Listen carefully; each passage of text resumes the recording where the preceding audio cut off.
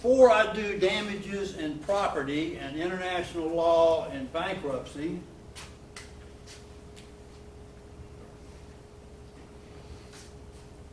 does everybody, and don't be shy, raise your hands, you have got to have these listed on an Excel spreadsheet or on a piece of paper, or you will not pass the final exam. The final exam is an hour and a half, and it may touch on 9 of these. You know, and if you write a great exam on the 5 business decisions, and you know that isn't going to be enough. You're not going to have time to finish on something else. If you do litigation and you fill up a piece of paper or a Word document all the way across the board like I do with litigation, then you're not going to have time to talk about the contracts or the criminal or the alternative disputes. You have got to be able to pick them. You've got to be able to say, you know, it's... Take the test I just gave you. What was on the test I just gave you? All right, forms of business. Well,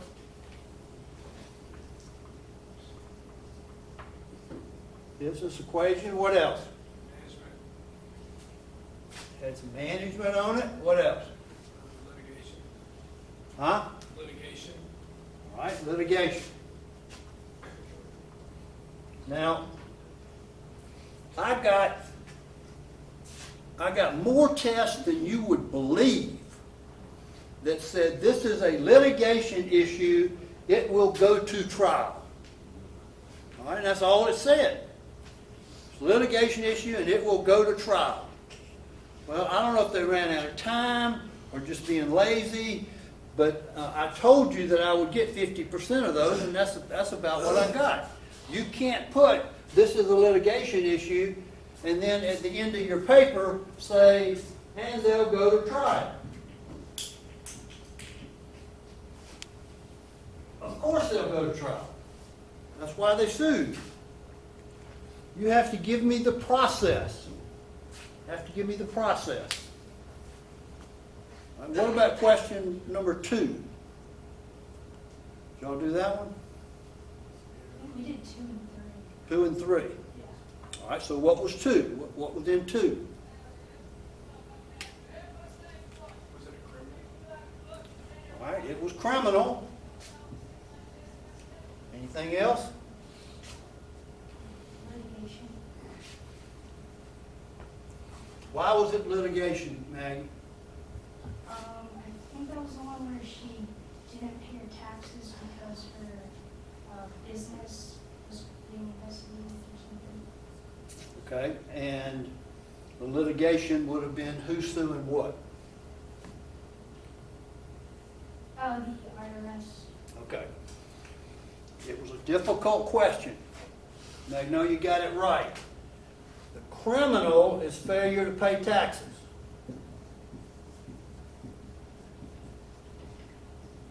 And you have to go all the way down the criminal list to get it down to trial. The litigation is the plaintiff sued the government over the taxes. I told you that sometimes you can have both. Right? But it's going to be 2 separate processes. Litigation, you've got a cause of action, you've got jurisdiction, you've got pleadings, you've got discovery, you've got alternative disputes, which is over here somewhere. You got trial, and then, I wouldn't really count off, but we did talk about trial going all the way to jury with the venire, and the petty jury. What do we have in criminal? We have the mens rea, or the actus rea. Then we have the Fourth Amendment.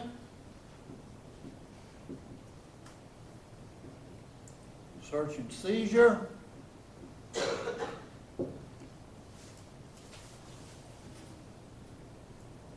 Fifth Amendment, grand jury. Both of those are probable cause.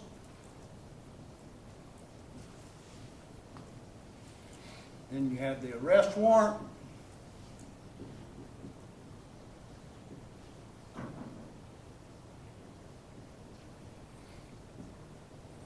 And then you have the trial.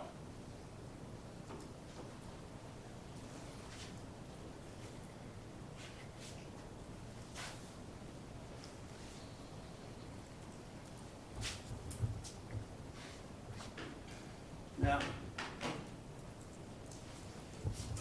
anybody got any questions on any of that up there except for the ones that I hadn't done yet? All right, we're going to do damages very quickly.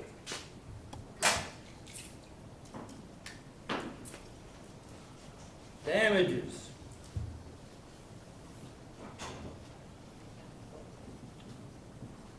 Compensatory damages.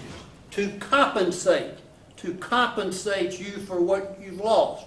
Your medical bills, okay? You've got a torn meniscus from being in a car wreck. And so you sue the person that's in the car wreck to help you with your torn meniscus. Right? And so those are also known as actual damages. You have consequential damages. Those are the consequences of being in a lawsuit. The consequences. Attorney's fees. Loss of work.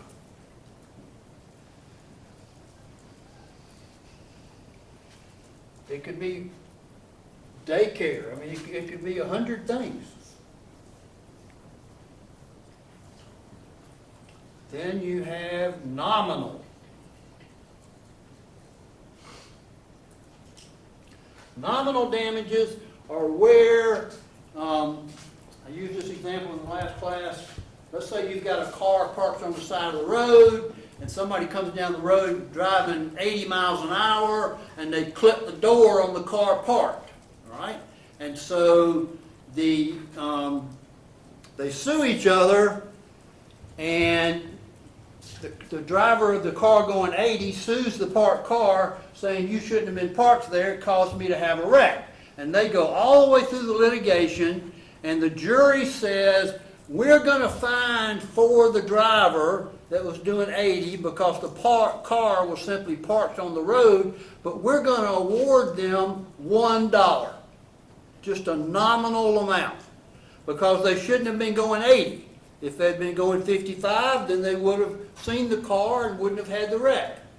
So nominal damages are somebody wins, but the jury does not think they deserve to get paid.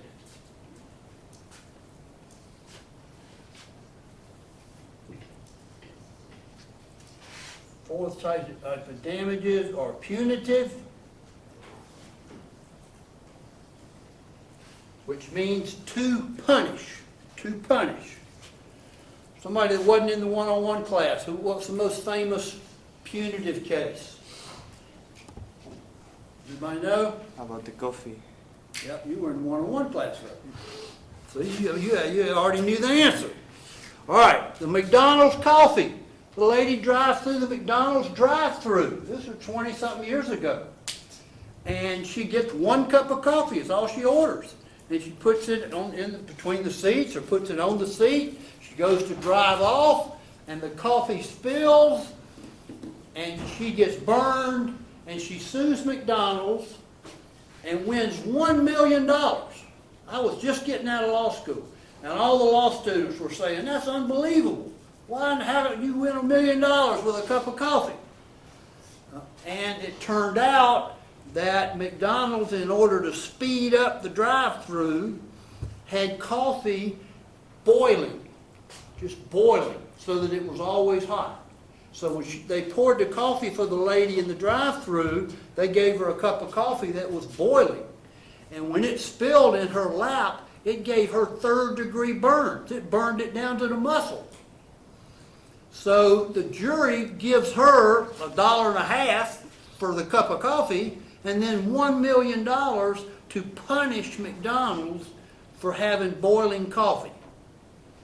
And you have to assume that the McDonald's corporate office told all of the franchises, don't let your coffee be boiling anymore.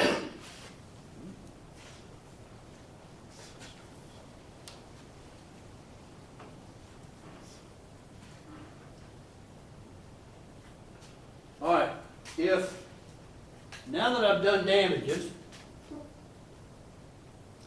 and damages are for contracts and torts.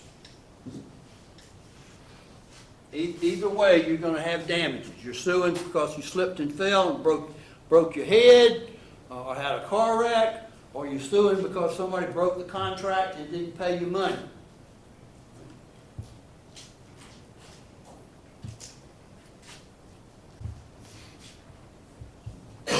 Now that I've done that, then that's what's left. I want y'all to redo the test. Redo question 2 and question 3. All right? If you think you made an A+ on it, then just turn it back in. But I want you to look and see if anything up here could be in that test. And just redo it, resubmit it to me. Today's Wednesday, get it to me by Friday, by the time of class, okay? It gives you 48 hours. You can sit right here and do it now, or you can leave, but redo that same test, the one on criminal and the one on the other one.